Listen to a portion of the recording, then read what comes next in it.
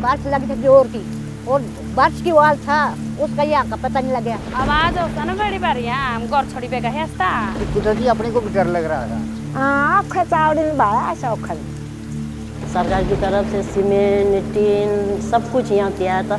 ऐसा फ्लड आया तो सब बह गया। हमारा भी बीचा चले गया, मेरी दादी रहती थी यहाँ, उसका भी बीचा पिछली साइड तो भी चले गया सारा। नुकसान बहुत किया उस फ्लड ने। और जैसे ट्रक फटा उसके 20 मिनट के बाद जो है तबाही शुरू हो गई। परेशानी हुई, कई रोज खाना नहीं खाओ।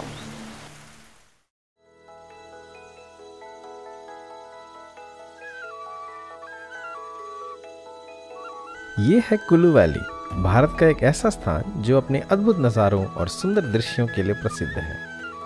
एक ऐसा स्थान जहां हर कोई खिंचा चलाता है। कुल्लू वैली की हर बात निराली है।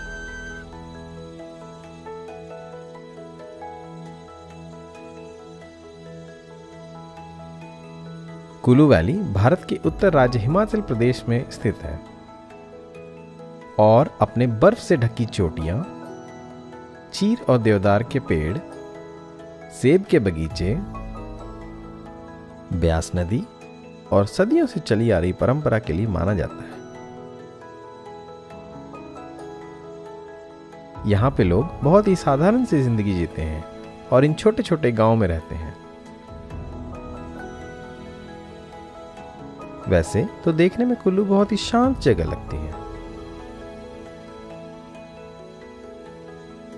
लेकिन सच्चाई ये है कि यहाँ पे आपदाएं भी उतनी ही आती हैं, जैसे कि बादल फटना, भूस्खलन, बाढ़, भूकंप और आग।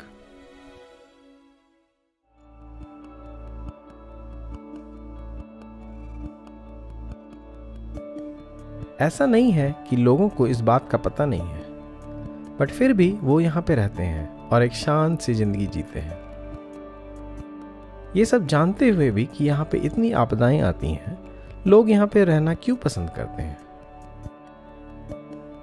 शायद ऐसा हो सकता है कि इन लोगों ने आपदाओं से बचने का कोई उपाय निकाल रखा हो, बट उस बात का पता करने के लिए हमें काफी गहराई में जाना पड़ेगा। और इसलिए 2012 में इंडिया, इंग्लैंड और कनाडा की रिसर्च टीम एकजुट होकर इस बात का पता लगाने निकले और उसके लिए 1994 में फोजल नाले में जो बाढ़ आया था उसको चुना। और इसका सारा काम 2013 में शुरू हुआ, जब वो पहली बार फोजल गांव में आए और उन्होंने जो यहाँ पे देखा उससे वो मंत्रमुग्ध हो गए। कहीं पे मक्की सूख रही थी तो कहीं पे मिर्ची सूख रही थी, कहीं पे देवदार की खुशबू थी तो कहीं पे झरनों की आवाज, तो कहीं पे गाय, बकरी और भेड़ों की आवाज। बड़ा ही सुंदर नजारा था। फिर उन्होंने धीरे धीरे गांव वालों से बातचीत करना शुरू किया और धीरे धीरे पता लगाया कि 1994 में आखिर हुआ क्या था। उन्होंने फिल्म के माध्यम से और 100 से भी ज्यादा लोगों से बातचीत करके काफी कुछ पता लगाया। कभी कभी तो चाय के प्याले पे भी कुछ बात निकल जाती थी। ये सब तो ठीक था, बट इन सब को साइंस के दृष्टिकोण से देखना भी बहुत जरूरी था। और इसलिए वो जयधार तक गए और पूरे ज्वालामुखी नाला में पता लगाया कि 1994 के बाढ़ के कुछ अवशेष हैं क्या, जैसे कि पेड़, पत्थर, जिससे कि ये पता चले कि कितना बड़ा बाढ़ आया था। और जब सारे सबूतों को एक जगह इकट्ठा किया गया, उससे जो परिणाम निकला वो एकदम चौंका देने वाला था। मैंने अपने बुजुर्गों से सुना है कि 94 में जो फ्लड आया था वो हमारे जयधार से शुरू हुआ था, वहाँ पे बादल फटने से आया था और धीरे धीरे पानी इकट्ठा होता गया और वो रहते रहते फौजी तक पहुँच गया। रात के 2 बजे के बीच ये फ्लड आया था, फोजल नाले का जो है हमारा। तब लागे गिड़गड़ाहट गाछर बड़ी भारी ना दे तन चप चप लागे, तब शीशे बाहर ना ताकि अंदर हुआ प्यास है कि वो बड़े भारी बाहर लाइट, तब लागे बाल आगे आगे लाइट लागे बैठ दे दे पीछे नहीं पानी बड़ा भारी गिड़गड़ाहट लागे।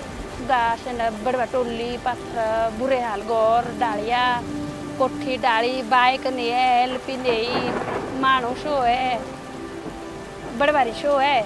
जैसे ही बहुत तेज आंधी और हवा आई तो हमने सोचा कि भाई पानी तो है नहीं, ट्रक कैसे पलट गया। वो इतनी तेज वो ऐसे नाले की तरफ ऐसे खड़ा था और वैसे ही पलट गया।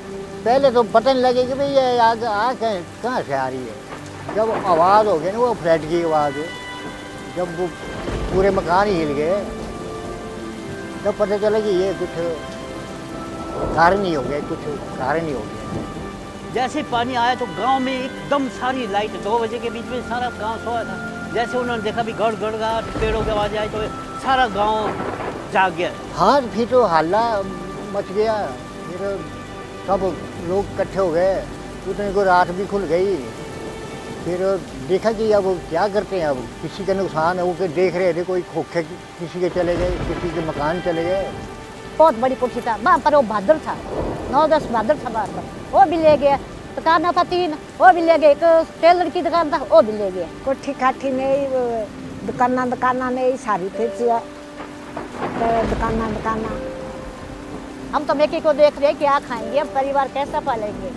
तो कुदरती अपने को भी डर लग रहा था कि कहीं हमारे मकान के नाले के साथ ही तो कहीं ये न गिर जाए कहीं। हमारे यहाँ कॉलोनी बंदे वक्त था, उसकी कुछ बंद था कुछ बन रहा था। उसी वक्त आया था तो उसके बाद सामान सारा ले गया था, चादर बजरी सीमेंट जो जमा किया हुआ था, गोदाम में पानी घुस गया था, सारा ले गया था, पता भी ले गया था। जो रांगड़ी का स्कूल तो पूरा तो पानी से बह चुका था, कुछ भी नहीं बचा था, क्योंकि रांगड़ी स्कूल तो ये रास्ते में था ना, हाईवे में था। उस टाइम एक भी स्कूल नहीं बचा था, क्योंकि सिर्फ पानी था। जब हमने देखा था पानी इतना बेकार और इतना था पानी की जिसकी स्मेल हम नहीं सहन कर पा रहे। कीचड़ वगैरह का जैसा कीचड़ का था दलदल वैसा पानी था बहुत। कि बना दुख आदमी मरिया कि बना दुख सारा परेशानी हो भाई, अपना भी परिवार वैसे को बड़ा दुख हुआ।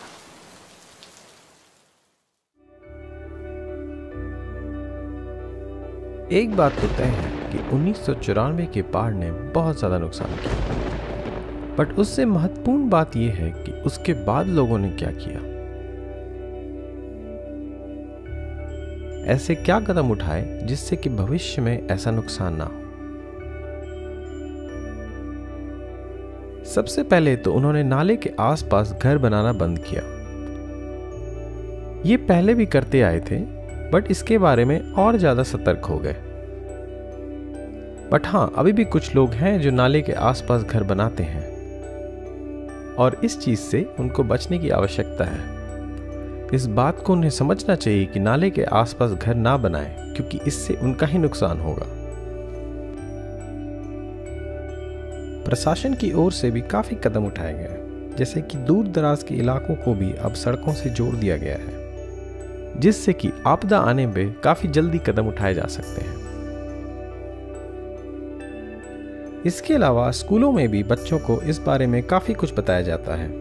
डिज़ास्टर के बारे में हम बच्चों को बताते रहते हैं, जैसे कि आपदा कभी बोल कर नहीं आती है, ये कभी भी आ सकती है। इसलिए बच्चों को हम हमेशा तैयार रहने के लिए कहते हैं कि और हर साल में 2 बार मॉक ड्रिल करवाते हैं। वैसे तो लोगों ने काफी कुछ कदम उठाए हैं, बट अभी भी बहुत कुछ करने की आवश्यकता है, जैसे कि काट कुनी शैली से घर बनाना। प्राचीन कालों से लोग इस तरीके से घर बनाते आ रहे हैं, जो कि भूकंप आने पे काफी स्थिर सा रहता है। पर धीरे धीरे प्रचलन ऐसा हो रहा है कि सीमेंट और कंक्रीट के घर ज्यादा हो रहे हैं। अगर इस चीज को कम करके काट कुनी शैली से घर बनाया जाए तो उससे नुकसान से बचा जा सकता है। एक और महत्वपूर्ण कदम जो हर आदमी उठा सकता है वो है सैटेलाइट टेलीविजन और मोबाइल फोन का इस्तेमाल। अगर इस चीज के जरिए लोगों को आपदा के बारे में बताया जाए तो इससे पहले तो उनकी जानकारी बढ़ेगी और इससे नुकसान को भी कम किया जा सकता है। वार्षिक मेले और गांव के मेले और जब भी देवता निकलते हैं तो उस समय सारे लोग एक साथ इकट्ठा होकर उसमें हिस्सा लेते हैं। ये बहुत ही अच्छी बात है, इससे कम्युनिटी की भावना बनी रहती है और ये लोगों को एक अवसर भी देता है कि वो इन विषयों पे बात करें और उसका हल भी निकालें। परंतु सबसे महत्वपूर्ण कदम जो कुल्लू डिस्ट्रिक्ट ऑफिस ने उठाया है वो है हर गांव में विलेज डिजास्टर कमेटी बनाना। इसके अंतर्गत हर गांव में एक कमेटी बनेगी जिसमें गांव के लोग बढ़ चढ़ के हिस्सा लेंगे। इस कमेटी का 2 उद्देश्य हैं। एक तो लोगों को इन विषयों पर और जागरूक करना और उन्हें और बताना, और जब आपदा आए तो सबसे पहले कुछ कदम उठाना जिससे कि नुकसान को कम किया जा सकता है। कुल्लू डिस्ट्रिक्ट में जो गांव की कमेटी बने, हम चाहते हैं कि उसमें लोग काफ़ी सक्षम हों और उसमें लोगों को हर चीज़ की जानकारी हो और कोई भी आपदा आने पर क्या करना है उसका उनको पता हो। हम ये भी चाहते हैं कि कुल्लू के इस प्लान में हर साल बदलाव हो और इसके लिए गांव की कमेटी हमें सुझाव दें।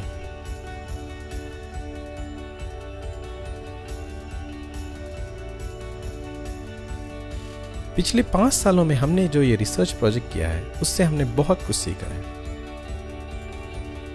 खास करके हमें लोकल लोगों से काफ़ी जानकारी मिला है और हम ये आशा करते हैं कि उन्होंने भी हमसे कुछ सीखा होगा। आखिरकार दोनों विचारधाराओं का मिलना ज़रूरी है।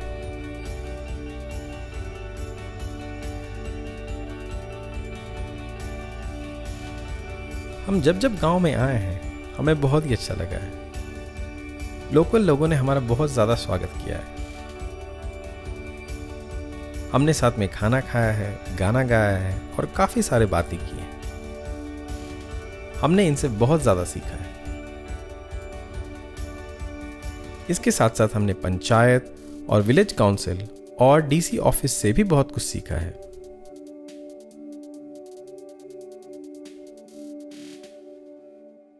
बीजन चुटी काली मेरी आटी सोई ने वडो बीदू वाड़ा डोबी दुआड़ा काली मेरी आटी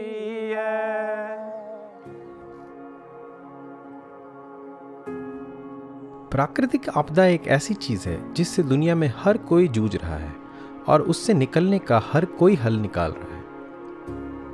इससे पूरी तरह बचना तो थोड़ा मुश्किल है, बट अगर हम छोटे छोटे कदम उठाएं तो इससे नुकसान को कम किया जा सकता है। जैसे कि नाले के सामने घर ना बनाएं, काटकुनी शैली से घर बनाने की कोशिश करें,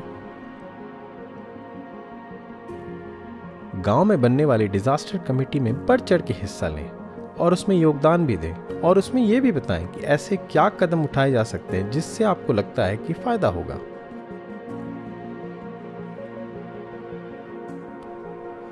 मोबाइल फोन और सैटेलाइट टेलीविजन का भी उपयोग करें। अगर आपको लगे कि जैसे कोई आपदा आने वाली है तो मोबाइल फोन के जरिए आसपास के लोगों को सूचित करें और डिस्ट्रिक्ट ऑफिस को भी सूचित करें ताकि इससे नुकसान को कम किया जा सकता है।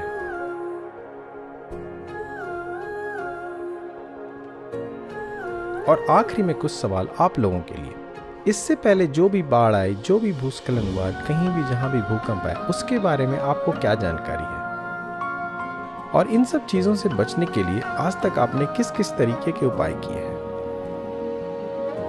ये बताएं कि आपको अपने गांव में सबसे ज्यादा खतरा किस चीज से है और जब गांव में कमेटी बनेगी आपको उसके बारे में क्या पता है और इसमें आप क्या योगदान दे सकते हैं। क्या आपको लगता है कि मोबाइल फोन के जरिए से काफी कुछ काम हो सकता है?